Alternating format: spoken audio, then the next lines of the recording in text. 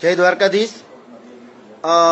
હમણાં ઘણા સમયથી જે વિવાદ ચાલે છે, ભગવાન દ્વારકાધીશ વિશેની જે ક્લિપો બાબતનો જે વિવાદ ચાલે છે, ગુગળીઓ વિશેની વાત કરી અને જે વિવાદ ચાલે છે, તો મારા જાણ પ્રમાણે અમારા સંપ્રદાયની અંદર મૂળ સંપ્રદાયમાં એક મિટિંગનું આયોજન થયું છે।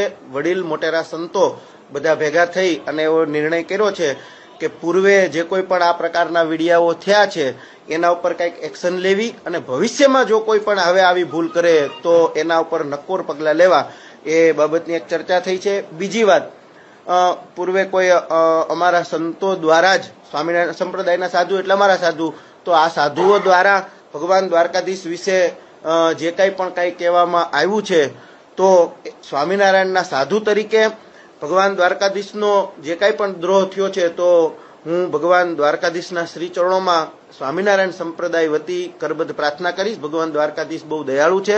સાથે સાથે ગુગળી બ્રાહ્મણ વિશે પણ જે કંઈ પણ કહેવામાં આવ્યું છે, તો પૂર્વે ઘણી જગ્યાએ હું ગુગળી બ્રાહ્મણ જ્ઞાતિના સમૂહ લગ્ન હતા તો એમાં પણ મેં આ વાત કરી હતી। અમારા દ્વારકાના ગુગળી બ્રાહ્મણ એટલે કેવા, તો કોઈ યાત્રુઓ આવે તો યાત્રુઓને બહુ આનંદથી દર્શન કરાવે, ભોજન કરાવે, અને પછી એ યાત્રુ જતો હોય ને એની પાસે કદાચ ધન રાશિ ન હોય તો અમારા દ્વારકાના ગુગળી બ્રાહ્મણો સામેથી એને ભાડા ભથ્થું પણ આપે છે। આવા અમારા